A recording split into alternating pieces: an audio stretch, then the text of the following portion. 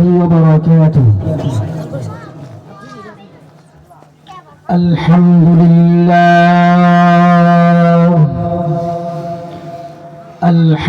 لله نحمده ونستعينه ونستغفره ونؤمن به ونتوكل عليه. فأعوذ بالله من الشيطان الرجيم. بسم الله الرحمن الرحيم.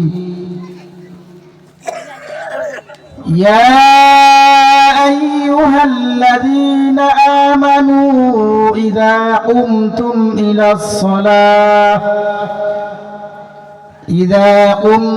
إلى الصلاة فاغسلوا وجوهكم وأيديكم إلى المرافق وامسحوا برؤوسكم وأرجلكم إلى الكعبين.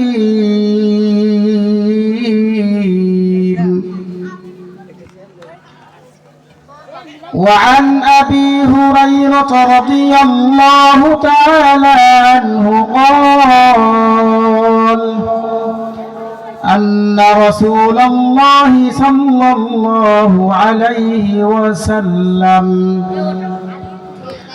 استنزهوا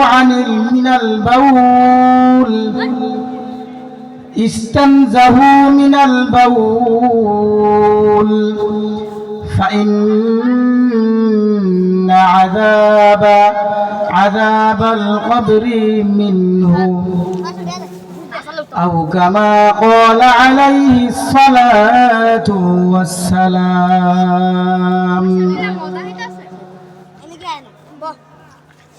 আলহামদুলিল্লাহ,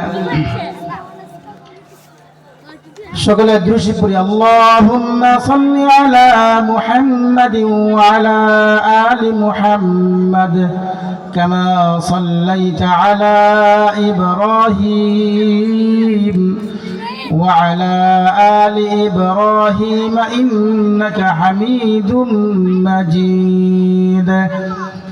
اللهم بارك على محمد وعلى آل محمد كما باركت على إبراهيم وعلى آل إبراهيم إنك حميد مجيد।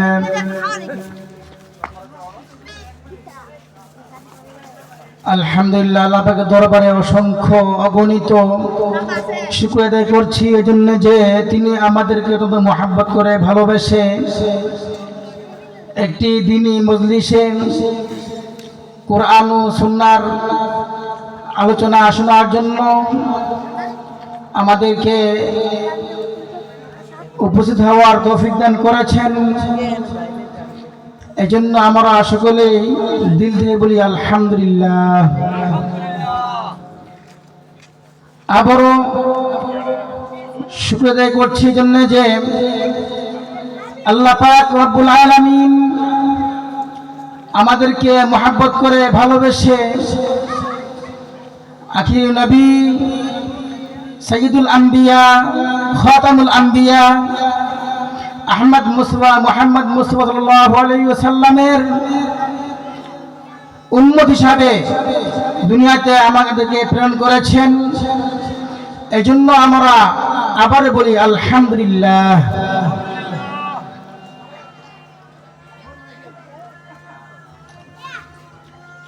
আল্লাহ পাক রব্বুল আলামিন আমাদেরকে যে শেষ নবীর উম্মত হিসাবে দুনিয়াতে প্রেরণ করেছেন, এটা বহুত বড় ইহসান, বহুত বড় দয়া আল্লাহ পাক আমাদের প্রতি করেছেন। এই জন্য এই নিয়ামতের শুকর আদায় করতে হবে। আর এই নিয়ামতের শুকর আদায় হচ্ছে নবী আলাইহিস সালামের প্রতিটি সুন্নাহর উপরে নিজের জীবনকে বাস্তবায়ন করা। নিজের ব্যক্তি জীবন, পারিবারিক জীবন, সামাজিক জীবন, রাষ্ট্রীয় জীবন পর্যন্ত প্রত্যেকটি ক্ষেত্রে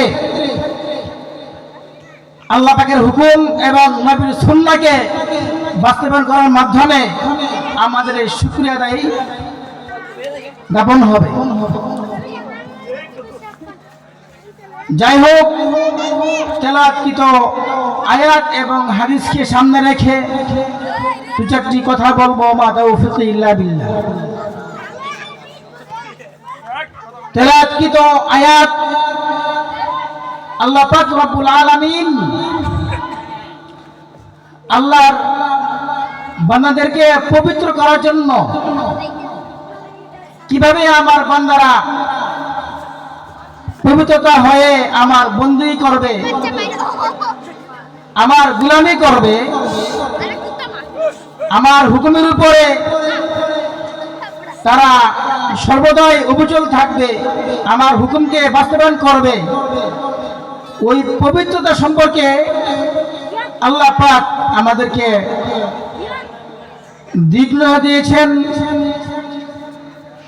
তিনি আলোচনা করেছেন।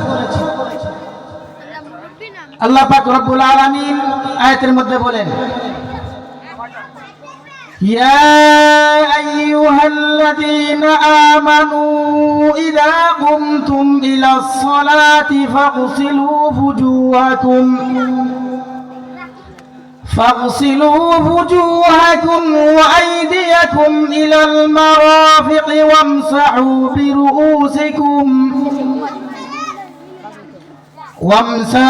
برؤوسكم وأرجلكم إلى الكعبين।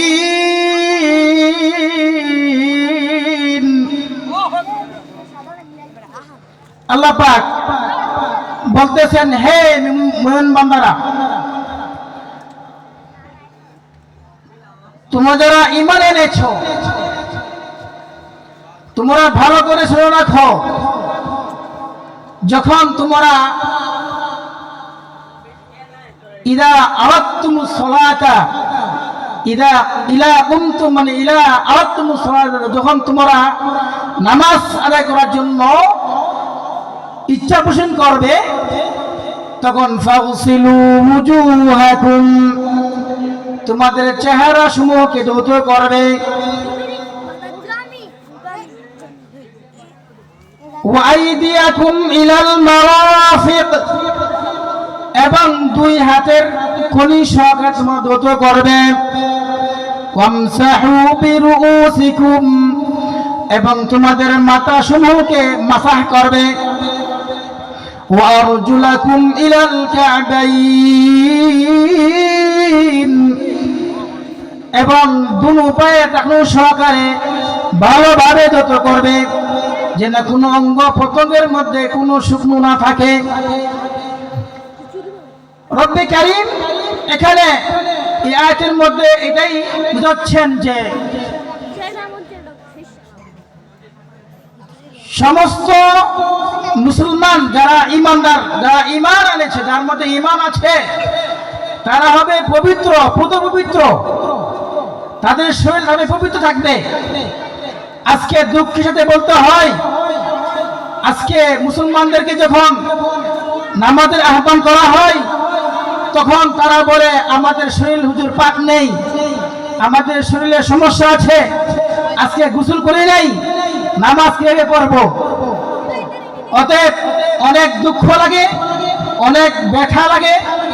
আমরা মুসলমান জাতি হচ্ছে আল্লাহ পাক রব্বুল আলামিন পবিত্র ঘোষণা করেছেন, আর আমরা নিজেরা নিজেদের কালচারের কারণে, নিজেদের আমলের কারণে আমরা নিজেদেরকে নাপাক করতেছি, নিজেদেরকে নাপাক করে চলতেছি।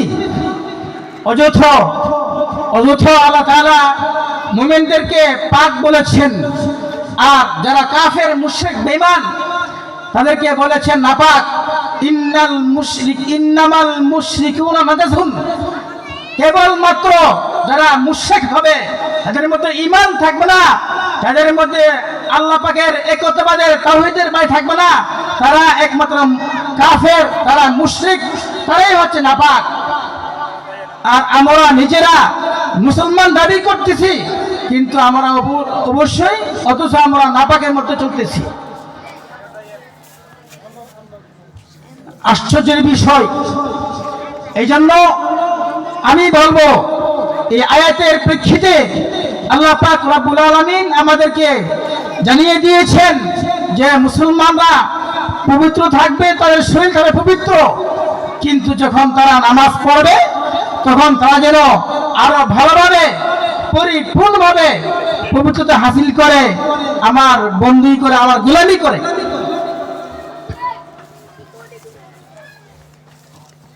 কবরের মধ্যে আল্লাহর হাবিব সাল্লাল্লাহু আলাইহি সাল্লাম বলেন, কবরের মধ্যে বেশিরভাগ শাস্তি হবে প্রস্রাব থেকে পরহেজ না করার কারণে। যে মুসলমান প্রস্রাব থেকে নিজেকে সংরক্ষণ করবে না, নিজেকে বাঁচিয়ে রাখবে না, তার জন্য অধিকাংশ আযাব, কবরের অধিকাংশ আযাব হবে প্রস্রাব থেকে নিজেকে বাঁচিয়ে না রাখার কারণে। অথচ বর্তমান মুসলমান কিন্তু প্রস্রাব থেকে তারা বাঁচতেছে না, নিজেদেরকে প্রস্রাব থেকে পাক পবিত্র রাখতেছে না। এটা অত্যন্ত দুর্ভাগ্য, অত্যন্ত কফলপুরা ওই ব্যক্তির জন্য যে মুসলমান দাবি করে কিন্তু তার শরীর প্রস্রাব থেকে পবিত্র হতে পারে না। এই জন্য আমার উদাত্ত আহ্বান থাকবে অত্র এলাকার ধর্মপ্রাণ মুসলমান ভাইদের কাছে, আকুল আবেদন থাকবে, আমরা অতীতে যা করেছি আল্লাহর কাছে তওবা করব। আল্লাহ পাকের কাছে তওবা করলে আল্লাহ পাক অবশ্যই কবিরা গুনাহ মাফ করে দিবেন, তওবা ছাড়া কবিরা গুনাহ আল্লাহ মাফ করবেন না। এই জন্য আজকের এই আলোচনা থেকে আমরা ওয়াদাবদ্ধ হব যে সামনে অদূর ভবিষ্যতে আমরা আর কোনো সময় আমাদের শরীরকে প্রস্রাব থেকে বিরত রাখব এবং নাপাকি থেকে আমরা সবসময় নিজকে পবিত্র রাখার চেষ্টা করব। আল্লাহ পাক আমাদের সব ভাইকে এই কথাগুলোর উপর আমাদের সবাইকে আমল করার তৌফিক দান করুন। সকলে বলি আমিন। ওয়া আখিরু দাওয়ানা আলহামদুলিল্লাহি রাব্বিল আলামিন। আসসালামু আলাইকুম ওয়া রাহমাতুল্লাহি ওয়া বারাকাতুহু।